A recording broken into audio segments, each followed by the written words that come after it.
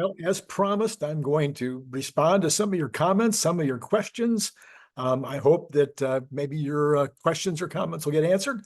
And we're going to start off, though, with some partly personal stuff. If you don't want to hear about me, then skip ahead to where I start talking about other stuff. Anyway, David Will, 1320, a very regular commenter, says this. He says, Randy makes a lot of claims about himself that are contradictory or too outlandish to believe. He says he has started 46 companies in 53 years, but he also says in his Amazon bio, he has started 20 plus. He also claims to have consulted with 400 businesses, but on another day, he says it was 200. He says he started his first business at age 22, but also claims to have started several businesses before he took a job at a lock company at age 23. On this channel, he says he ran a manufacturing operation for 29 years, but on X, he said, I had 100 employees and we had a great 27-year run. Wow, David, you win the prize, absolutely win the prize as my most studied critic. I can assure you that the number of companies I've started is probably understated, as many of them bit the dust within a year. I'm not sure exactly how to define starting a company, but I would say it might look like this. It's where you take the risk to offer a product or services to other without somebody else paying you for your work through a W-2. That would be one way possibly of defining a company. And if you use that method, then you could count your snow shoveling job that you did as a kid, or your babysitting job, or your lawn mowing job. I didn't count any of those in my numbers. I think it would certainly be okay to count the rock band I started in my teens that paid good money, and where the lead singer went on to be a gold record holder. You could count that. I could probably also count the Amway business that I made really good money on in my teens, because when you're an Amway distributor, you're a small business owner. I don't count any of those, okay? But I can assure you that starting with a bike shop that was previous to my time that was in the lock business, the bike shop was, after my first year of law school. I guess I was 23 years old. And then I went to work for the lock company the next year because the bike shop failed. I have to admit that it was a really difficult proposition, because I opened the bike shop on the same day as the only bi-coastal dock strike in the history of the United States started. Therefore, there were no new bikes available for a brand new retailer. I managed to stay in business for 6 months while attending law school. And that was my first, I guess you'd call it, real business. Although, quite frankly, before that, I was running garage sales out of my own garage and actually opened a retail location to do garage sales. I guess you could count that one as well, wouldn't you? You could count the 5 or 6 businesses that I've started since I turned 70. And I do count those. All right. Anyway, so I have no idea what the number is anymore. I tried to make a list a couple of years ago. Some of them I've completely forgotten about. And later on, I go, oh, yeah, there's another one. I'd forgotten about that one entirely. So David Will does come back. He says that wasn't enough. He says he's noticed that my memory issues are getting worse. And David, I want to put you in touch with my mom. And I think she's going to tell you that my memory problems at age 6 were worse than what I have today. It's always been an issue, although it's true. Trying to keep all these names and all these numbers and all these different concepts in your mind, and being able to pop off every single time with exactly the right name or number, especially when you got things that are in the millions and billions and trillions. You get power of 10 problems, and the power of 10 problems I can remember having going back when nobody knew what a trillion was. I was having power of 10 problems. And I noticed that Brian Wong, who's way smarter than me, commonly is sitting there going, wait a minute, what's the power of 10? Anyway, I'm not trying to absolutely defend myself, only to say, I'm sorry, no, it's true. Everything and let me just, I should go back and talk about a couple of the specifics, just real quick. I'm not going to go on and on about this. So I've consulted with over 400 businesses. That's true. Within the 16 years that I had my consulting business, it was over 400 businesses. I never said 200. If I did, it was a slip of the tongue, but I've said 400 consistently, and that's how many it was. And also, what was the other one? Oh, the manufacturing company.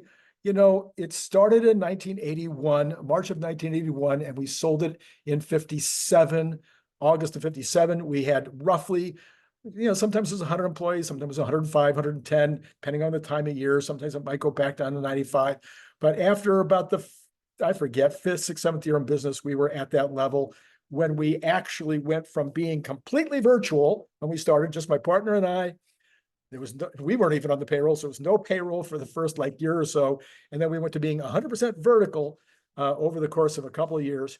That's obviously then you need the employees. So I hope that answers those questions for you. I hope that works.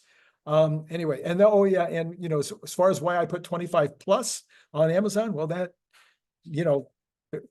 it seemed more realistic. Okay, so then one last thing here. We have Craig Hermle, Craig H-E-R-M-I-E, Craig Hermle, no, Hermel. That's not an I, that's an L-E. Craig Hermel, 7727. He says, Randy's an expert on Musk. He really is. Look at all of his best-selling books.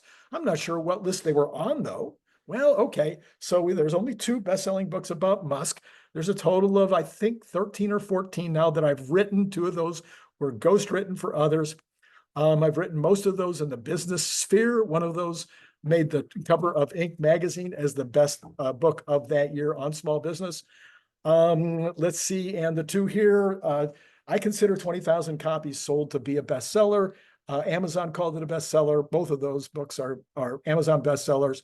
They are bestsellers within a category, but 20,000 books roughly on the Elon Musk method. Probably a little less than that, maybe 14, 15,000 on the Elon Musk mission. But I stopped counting a while ago because the numbers now are dwindling. All right. Many comments questioning my wisdom on the $700 price target by the end of the year. So I'm just going to ask here, were you around in 2020 and saw what happened? There was another time, I forget exactly which year, maybe 2014, where there was this massive increase in one year. Did you see what happened to NVIDIA this past year? Did you watch what happened with Amazon a few years ago? So these kind of run-ups happen all the time. And then my next question would be, have you ever seen a bigger potential opportunity than robotaxi, ever? Well, help me out. Tell me what that opportunity was or is that's bigger than the potential opportunity for robotaxi. I haven't seen it. Hundreds of other people believe that it's the biggest opportunity ever. I'm still believing it's the best opportunity ever. However, on top of that opportunity is the opportunity for Optimus, which is multiple times the opportunity for robotaxi. There are now over 100 companies involved in the manufacture of humanoid robots, where 2 years ago there was 1 or 2 or 3. I should say there was more than 1. There's probably 4 or 5 that were involved in the Optimus or the humanoid robot business. Elon Musk came along and he hit the nail on the head that it was the perfect timing to get into the humanoid business because the capabilities of both hardware, software, and now AI were all making it possible to do something on a completely different level than what Atlas or some of the others had been playing around with prior to Tesla getting involved. But Tesla created the opportunity, the market, made it clear to others that this market was going to be massive. And now you have at least something over 100 companies getting involved. It will be the biggest opportunity in the history of humans. Pretty interesting. And when the street gets it, probably within the next 18 months, the numbers are going to be crazy. And by the way, that doesn't mean that I'm suggesting that you invest $1 more than you've already invested in Tesla, or that you don't take your money off the table. Do what you want to do. I'm just giving you a historically reasonable look at what could and probably should happen if and when the street decides that robotaxi and or Optimus are absolutely going to happen. That's why I do this channel. I'm not pushing Tesla stock on anybody. I don't care if you buy it or not. It's totally up to you. I'm not trying to do it to pump the stock, as some have suggested. I do this because, quite frankly, it's fun and interesting. I enjoy all of my co-hosts and my interviews. I enjoy doing the research. I do enjoy doing the writing. I enjoy doing the producing. All of it is great fun for me. All right, then we have user.-py7 or 7ZI5K. You might have to write that down if you want to try to look this guy up. Anyway, he says, hey, She, meaning Cathie Wood, may be a good economist, but she is perhaps the worst fund manager of this generation. She continues to shamelessly squander away the wealth of thousands of people to whom she has legal and ethical duty. I don't care if the fine print keeps her out of jail. What she's done is disgusting. Okay, well, of course, in 2020, she was on the cover of every magazine in the country because she was the best fund manager in the country. By a lot. I mean, not even by a little, but by a lot. It isn't my job to defend Cathie. She has an extremely specific strategy. Those of you who watch the channel probably already know what I'm going to say. Cathie believes in a 5-year out perspective. She believes she also believes that her fund is like a venture capitalist on, writ large. So she's only investing in a certain kind of company that has a chance to do multiples, 5 times, 10 times multiples, but also that means they have a great risk of not making it all, or of going down, or of not succeeding. So this is like a venture capital deal. You have to look at it like that, or it makes no sense. Okay, if you don't take those two things into consideration, it makes no sense. She also has ended up being in the weirdest. I can think of 3 periods in my lifetime economically that have been this weird. I mean, you probably can too. We had one just a few years ago with the 2008 problem. And then we had, of course, the oil crisis back in the 70s. Those were extremely weird, and they were very challenging in terms of how to run a business or how to make some decisions with regard to buying or selling stock. But this one is just as weird, even though it's not nearly as damaging. And you got the stock market way up, but it's still a very weird environment right now that she's trying to manage what she does, because with the interest rates way too high, it damages those very companies that she supports. So we'll see what happens when the interest rates come down. If a year from now, Cathie isn't back on the front cover of a lot of those same magazines again, then it would suggest that she's wrong, okay, and her ideas are not working.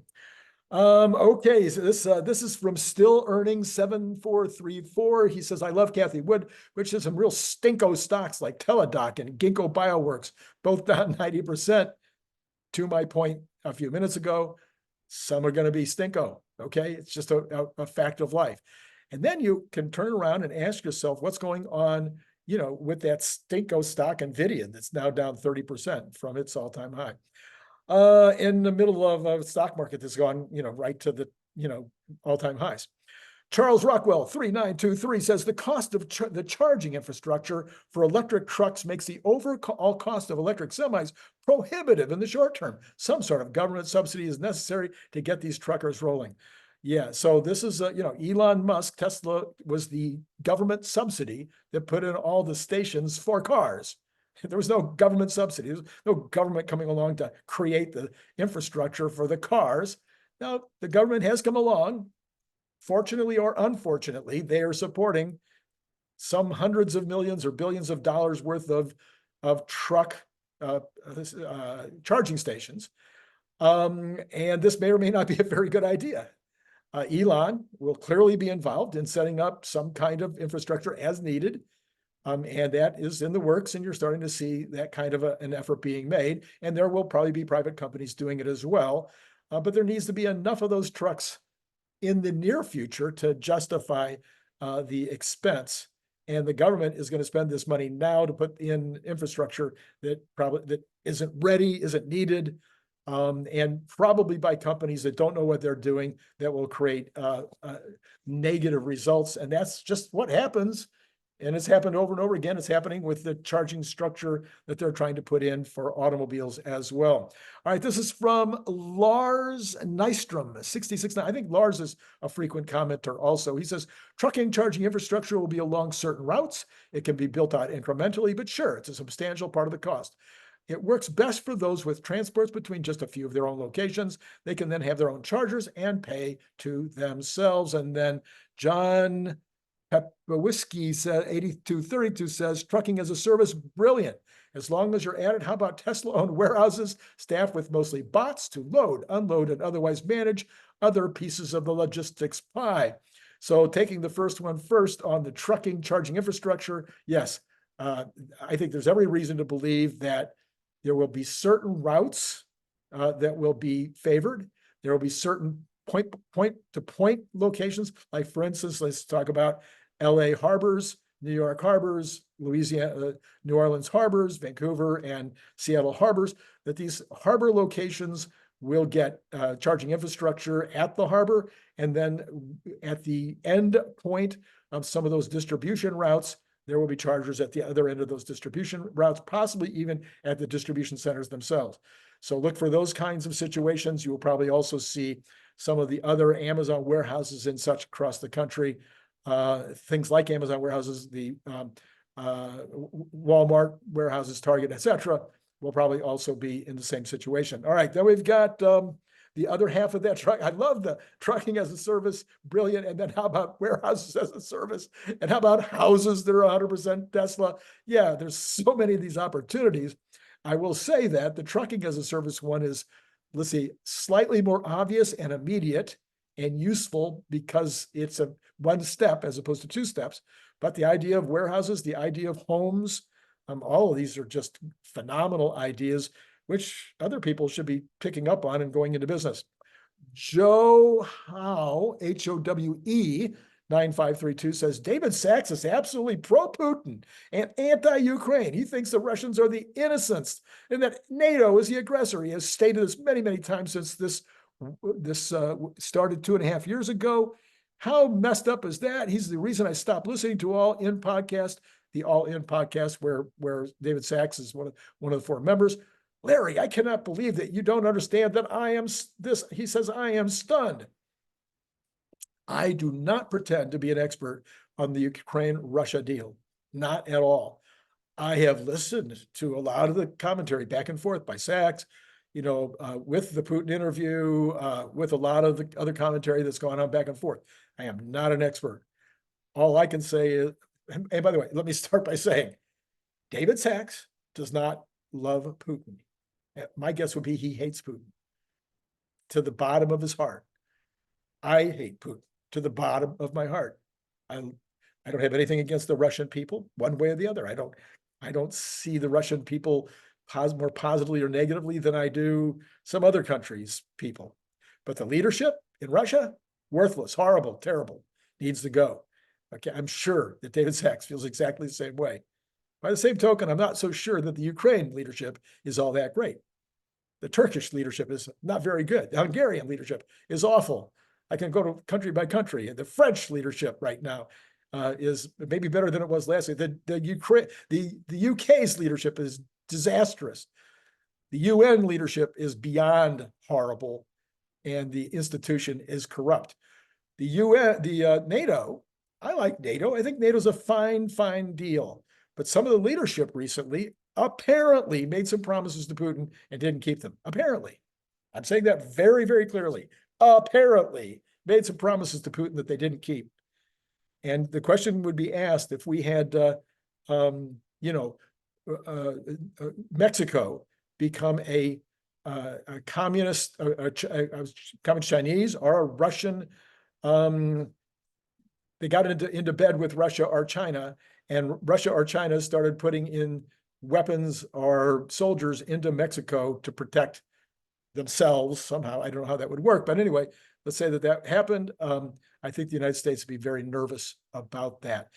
Anyway, I'm not saying we should get out of the Ukraine. I don't know. I think we should have an exit strategy. I think the Ukrainians should either win it and get and hand Putin his lunch, or quite frankly, though, what I believe is going to happen is Trump is going to win, and he will solve this within days of taking office. That's just what I believe, based on history, based on watching what Trump has done in the past. This is from Lane M. Rogers, 9991. He says, not a conspiracy guy. He says, how do you explain the fact that Kamala Harris was unbelievably unpopular? Speaking of Kamala Harris, did you see the meme, the video that's out? Because I was having trouble figuring out the right way to pronounce her name, and a couple of people bashed me. Kamala, I don't know. Anyway, I finally got it. It's Kama. It's like the comma, Kamala. Okay. So, but they did a meme where they showed all these top pundits on all the major networks mispronouncing her name. And they even have one showing she herself mispronouncing her own name. I don't know how that happened. Anyway, how do you explain the fact that Kamala Harris was unbelievably unpopular, less popular than even Biden? But as soon as Biden stepped aside, she became more popular than Trump. Yeah, go ahead and explain that. I explain it by the fact that it would be the same for us. Right now, J.D. Vance is not very popular, even among Republicans. He's not very popular. I don't know why. It's because the media has smeared him beyond hope.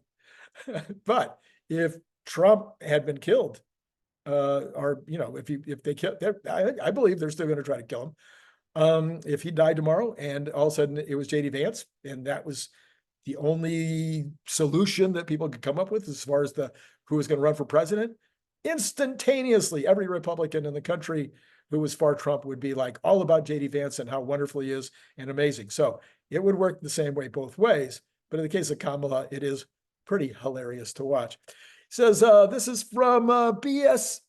Spencer, B. Spencer's T. B. Spencer ST, maybe. Anyway, he says, Randy, I'm so disappointed. Jobs, JOB''S in the thumbnail title. Really, that is just not a proper use of the apostrophe. I know I'm going to be a little defensive here. I'm a one-man. Well, I do have help out of the Philippines, but my help does not edit anything I do. Okay. Sarah, who runs my art and video department down there, she does not edit any of the videos anymore. She does not edit the thumbnails. She creates the look of the thumbnails, but there's no time. It's a new show. As soon as I'm done, when I get finished writing it, I'm producing it like right now. I'm going to download it. I'm going to re-upload it onto YouTube. I'm going to take a thumbnail that has a style to it, a look to it that I think works with the program today. I'm going to create the thumbnail in 2 seconds. I'm going to write the title in 5 seconds, and it goes up. And so, yeah, from time to time, I'm going to make a really stupid mistake like that. But thank you for pointing it out. Okay. That's all I got. Well, let's see. I guess you should later on, let's have a quick conversation about what you might want to be doing. First of all, you might want to come back tonight because we're going to talk about what's happening next week. We're going to talk about all that stuff. I will also bring any Tesla news from today. I haven't seen much yet, but I'll keep looking. And there are a bunch of patents coming out. I might talk about those briefly. And then we will talk about all the stuff coming like the CPI next week and what I think is going to happen and how that might impact the stock market. And will Tesla continue its run up? I think probably so. That's a little hint. Okay. And what else? Oh, yeah, you can like and subscribe and hit notify so that you're reminded to come visit tonight. And then Patreon would be great. And then I'm going to just tell you one more time. Let me go over this one more time. I'm sure I'll mention it again tonight. But the Brian Wong video from Saturday morning, got to watch it. Okay. Lots of good comments from those that did. This guy is really smart, and he's really futuristic, and he really comes up with new ideas that people are not thinking about, including one of the key ideas is how this could be Tesla trucking as a service, at least for part of the fleet. And I think that's probably well-founded. I think that's probably going to be part of it. Okay, that's all I got for you right now. Join Patreon. That will be down below. You know what to do. It's been great talking to you.